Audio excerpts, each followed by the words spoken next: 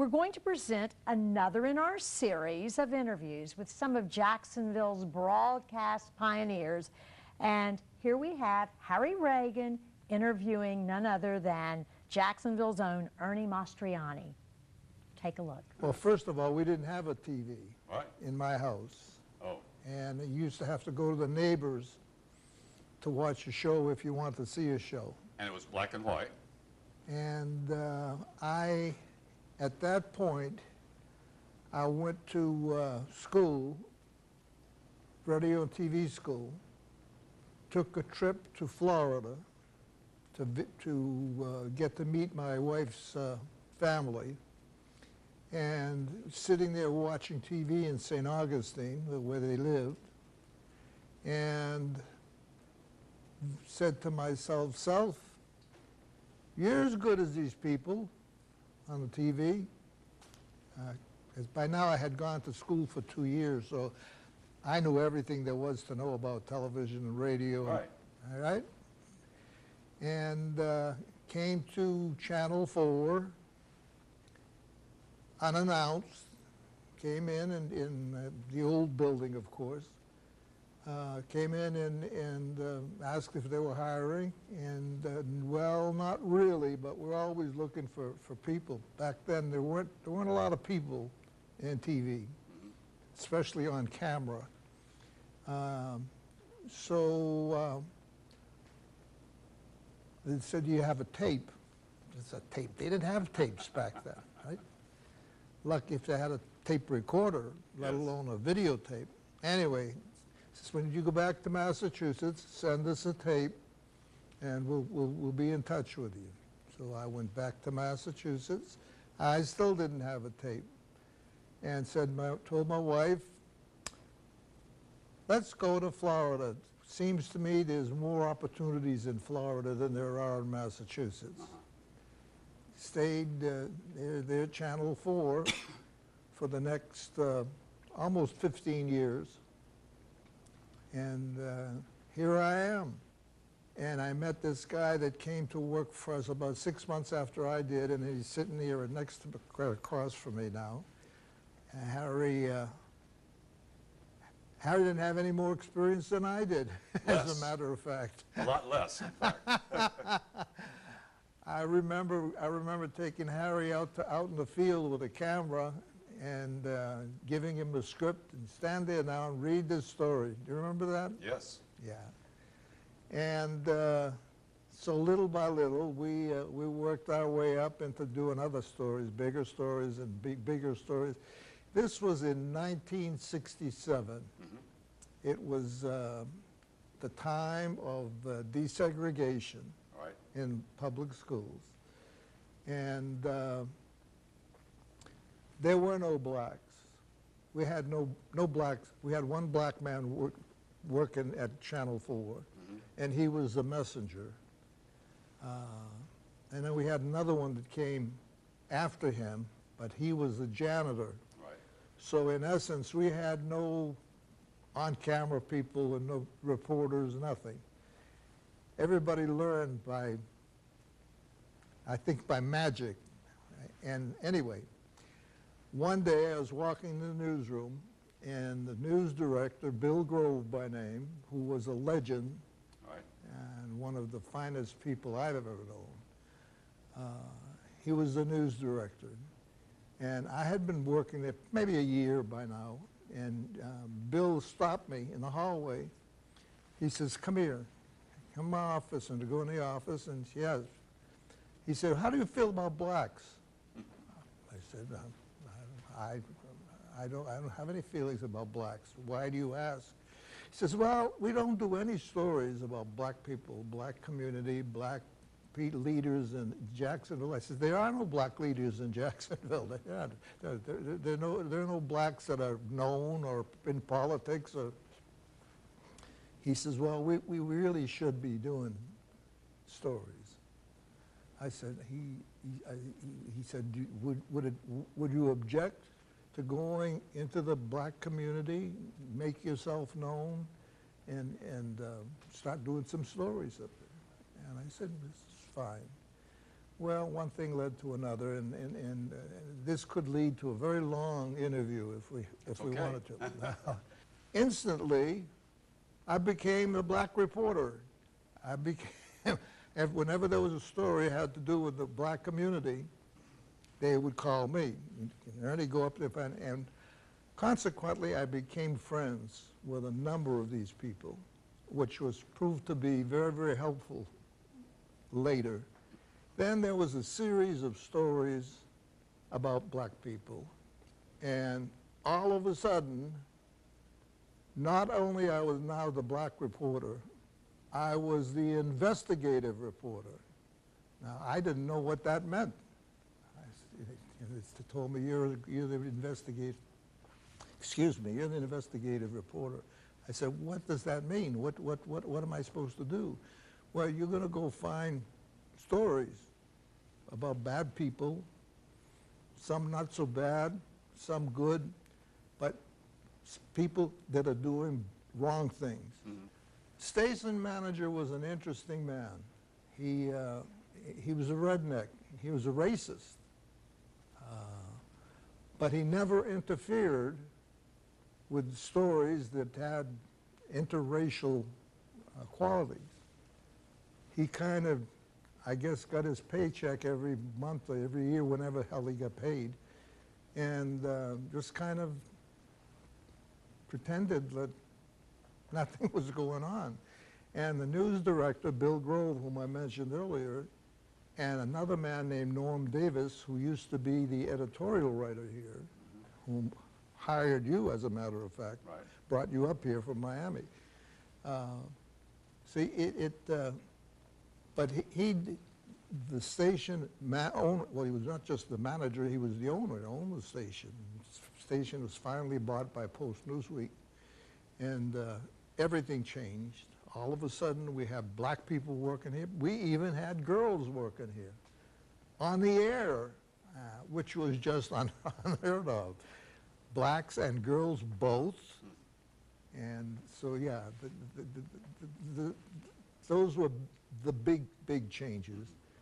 And what we have is what we're doing now. The stories didn't make any difference who it was, where it was, who was concerned, who got in trouble, who didn't get in trouble.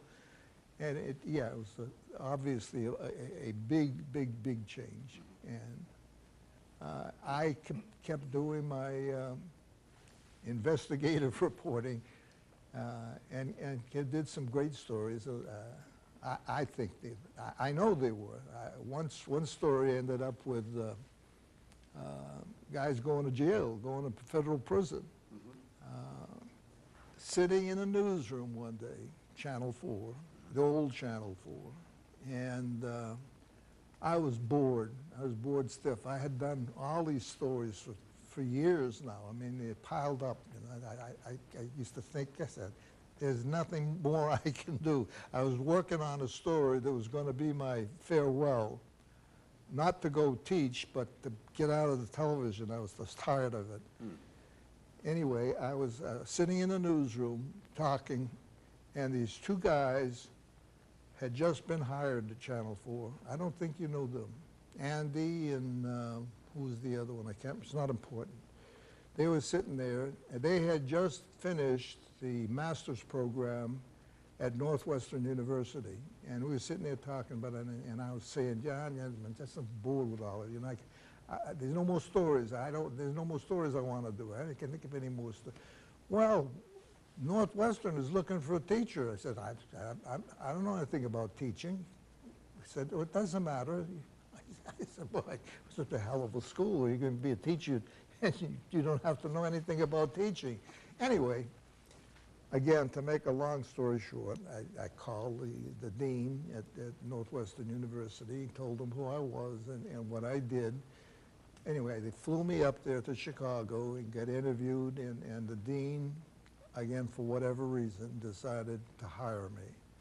And now here I was teaching a graduate program at Northwestern University, which is known, was known, and is known as one of the finest journalism schools in the country, probably. And there you are, no PhD, no master's degree, No master's degree. no bachelor's no degree. bachelor's degree. No degree at all. No. That's amazing. It is amazing. And it was an amazing school, an amazing experience. If it hadn't been because my wife hated Chicago so much, I probably would still be there. It was a wonderful program. It was the kind of program that could be emulated by stations, because we took these kids, came right, literally walk right off the street. I want to be a reporter. I said, oh, that's wonderful. I said, I can show you how to do that. And within a week of them starting that program, they were out on the street with a camera, you know, taking video, writing stories, and it was it was a wonderful experience. It truly was. And you were there for 3. You were there for 3 years. Almost 2 years. Oh, 2 years. Okay. Yeah. And then back to Jacksonville. Back to Jacksonville.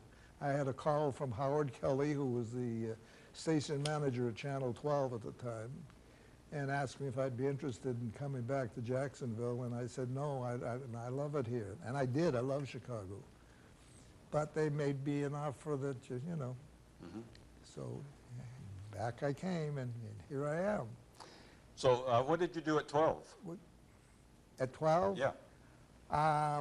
Well, at 12, I did a little investigating reporting, and I anchored. I was not a very good anchor at all. And so I didn't last very long there, maybe a couple of years, 2.5 years. And then ran for property appraiser. And again, another wonderful experience. I had done investigative reports about the property appraiser before, when I was investigative reporter. So I knew quite a bit about the office and how corrupt it was, and how screwed up it was. And I said, yeah. I got a phone call from this guy who says, are you still interested in doing stories about the property appraiser? I said, yeah. So he said, well, meet me at such and such, meet me at this church over in Arlington at noontime, which I did. And he just sat there and he said, okay, if you're really interested, here's some property record card numbers. You look those up and see what you find. So I said, okay. So I did, and I found, sure enough, there's all kinds of wheeling and dealing going on in this property. And so I called him. I said, here's what I found. He said, that's right. He said, now I'm going to give you some more to call. I got a whole bunch of information that Jesus, I was ready to kill somebody for. And got the information and started investigating on my own, besides the information this guy had given me. And I had taken and started, get rid of my anchor. I said, I don't want to anchor for a while. I need some time off. I need time to get into this stuff that I got here. Okay, so I did, and I wrote, I think, I'm trying to remember, Harry, I think I wrote 10 stories about some of the biggest, well-known people in Jacksonville. If you're really interested, I'll tell you later who they were, because I never did use their names. Ah, well. Now, there was a reason for that. Go ahead. I'm going to give you the reason. I had all these stories scripted. All I had to do was go out and shoot the video, and these stories, in my opinion, would have won an Emmy Award. They were that good, and showing how corrupt an office could become with the same guy there for years and years and years and years. You know that story. Anyway, the news director, I talked to the news director, said, these stories are ready to go. I said, whenever you're ready, just let me know, and we'll run them, one right after the other. He says, we need to let the lawyers see that first, which was normal, as you know. Yeah. You had stories that were potentially dangerous, you could let the lawyer look at them. Anyway, the lawyer comes over. I don't remember his name, but that's not important either. He's a young guy. And he's sitting there in the office, and he's reading these stories one after the other, and he's looking at me, and he's looking at this, and he's looking at me, and he's looking. He finally gets through reading all those stories, and he said, "Wow," he said, "this is dynamite." I said, "Yeah, I think so." He said, "Well," he said, if you want a decision from me, what I would do is run these stories, but not include the names of all these people." I said, "Excuse me?" I said, "What the hell good are the stories without the names telling who these people were?" And he says, "Well, anyway, that's what I would do." So he left. The news director says, "What do you think we should do?" I said, "Run the stories." I said, "There's nothing false in the stories. The stories are true. I got it. Everything is documented. Every fact in there is available. You can go down yourself and you can do this report yourself. You don't need me." Well, let me think about it. So he thinks about it, and then he comes in my office and says, "Take the names out." I said, "What?" He said, "Take the names out." I said, "Oh." I said, "I don't think I can do that." He says, "Well, we're not going to run those stories with the names." I said, "Okay." Got up from his office, walked to my office, and picked up my pen off the table and my picture of my two kids, and drove down to my lawyer's office and said, "How do I get out of my contract?" So the newspaper then started doing my stories. Now, they changed them a little bit, but they ended up doing my stories. And like I said, one guy goes to prison, and several guys lost their jobs, and that was the end of that story. No, that wasn't the end, because I ran for the office and got elected. Harry, I've had a very, very interesting life. Very wonderful life, in fact. Hello, you've been watching an oral history interview with Ernie Mastroianni, broadcast legend in Jacksonville, and you can go to jackshistory.com to view other wonderful oral histories on the jackshistory.com website. Also want to mention, don't forget the Port of Jacksonville Pilot Club Cemetery Tour, October 11th and 12th. All the money collected for tours goes to charity. In fact, it goes to the North Florida School of Special Education. And for now, enjoy the city's history, and we're out of here because we're history. Thanks a lot.